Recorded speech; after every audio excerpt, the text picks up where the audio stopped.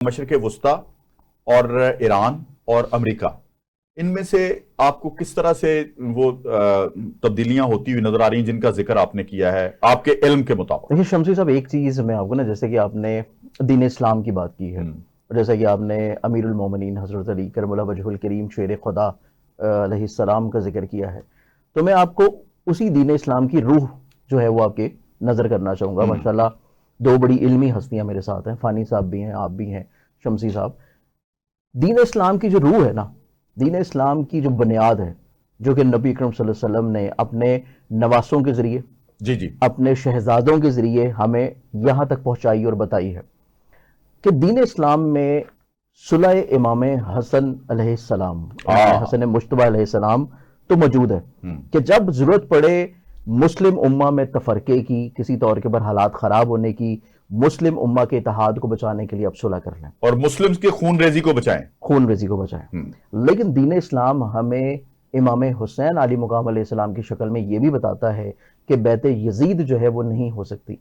तो बैत यजीद यहाँ पे भी नहीं होनी, यहाँ पे भी हालात सुलह की तरफ जाएंगे, और वो इस वजह से जाएंगे कि ये जो पूरा खित्ता है, एक पूरी मुस्लिम उम्मा है, अभी वक्ती तौर के ऊपर कुर्बे क़यामत का वो वक्त नहीं आया और दज्जाली फितने इतने नहीं मार्ज़े वजूद में आए कि वो चीज़ अभी प्रॉपरली तौर पर सामने आए। अब सेकेंडली तौर के ऊपर इस पूरे खित्ते का जो आपको मैं थोड़ा सा नजरिया बताता हूं कि पिछले, जब से मैं आपको ये प्रोडिक्शंस दे के गया था और आज जो हम ये प्रोग्राम कर रहे हैं, आज के दिन से लेके लास्ट प्रोग्राम के दरमियान में पूरे खित्ते में और पूरे सिनेरियो में हुआ क्या है, उन प्रोडिक्शंस के तनाजुर में फिर आपको समझ आएगा कि फ्यूचर में अब क्या हो सकता है, जो कि मैंने आपको 7-8 साल का टाइम बताया। बिल्कुल ठीक। 21 तारीख को यूएई गवर्नमेंट 21 तारीख को, जो कि एक्सपेक्टेडली तौर के ऊपर अमेरिका की तरफ ये देख रही थी कि अमेरिका उसको किसी तौर के ऊपर अब डॉलर सपोर्ट करे ताकि वो अपनी इकोनॉमी को बचा सकें, अपनी प्रॉपर्टी को बचा सकें, अपने होटल, अपनी सियाहत को और अपने बाकी बिजनेसेस को बचा सकें। क्योंकि जो इतने बड़े बड़े स्काई स्क्रैपर्स उन्होंने बनाए हैं, वो स्काई स्क्रैपर्स लिक्विडेट नहीं हो सकते, वो पैसे की शक्ल में कन्वर्ट नहीं हो सकते। अब उन तमाम चीजों को चलाने के लिए आपको पैसा चाहिए, और इस पैसे को चलाने के लिए आपको डॉलर चाहिए। लेकिन अमेरिका जो है वो भी उस चीज के ऊपर एग्री नहीं था। लेकिन 21 अप्रैल को बड़ी खामोशी से चाइना ने जो है एक तुर्क का पत्ता फेंका है।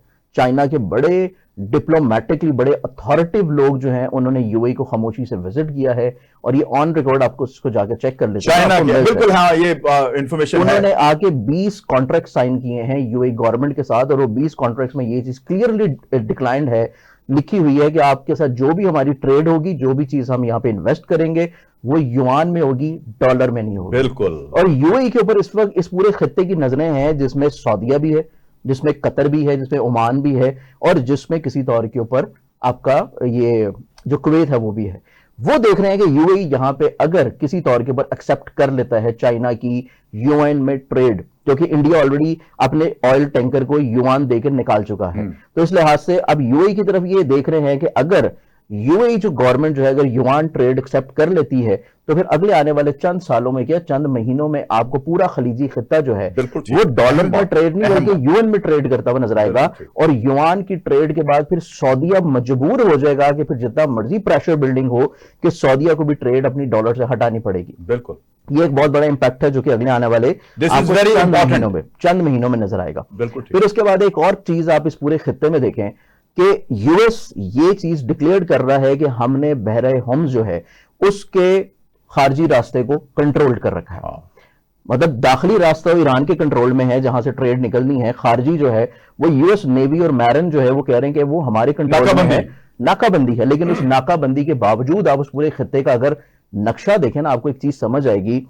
21 अप्रैल को, अभी 3 के 4 दिन पहले, सोमालिया के बहरी कजाकों ने अमेरिका की उसी यूए जो नेवी है, जो मैरिन फोर्सेस हैं, सोमालियन कजाकों ने उसी के नाक के नीचे से ऑयल टैंकर जो है वो किडनैप किया, जिसमें 13 पाकिस्तानी शामिल हैं, और वो 13 पाकिस्तानियों को इस वक्त गवर्नमेंट ऑफ पाकिस्तान नेगोशिएट कर रही है। बिल्कुल ऐसा ही है। अगर वहां पे अमेरिका का ये स्टांस है कि ये मेरी नाकाबंदी के बगैर यहां से कोई जहाज निकल नहीं सकता, तो फिर ये क्या होगा? तो ये एक चीजें हवा में है, ठीक है, क्योंकि अमेरिका की हमेशा से एक माइंडसेट रहा है कि वो मीडिया के थ्रू कैप्चर करता है। ठीक, चाहे वियतनाम का मसला हो, चाहे इराक का मसला हो, चाहे अफगानिस्तान का मसला हो, चाहे सोमालिया का मसला हो, चाहे किसी भी तौर के ऊपर लेबनान का मसला हो, उन्होंने सिर्फ जो गेम प्लान करते हैं वो आपकी मीडिया के थ्रू प्लान होती है। ठीक है। अच्छा, ये जो गेम प्लान है, यानी ये जो गेम प्लान है, इसमें कामयाबी नाकामी कितने % आएगी?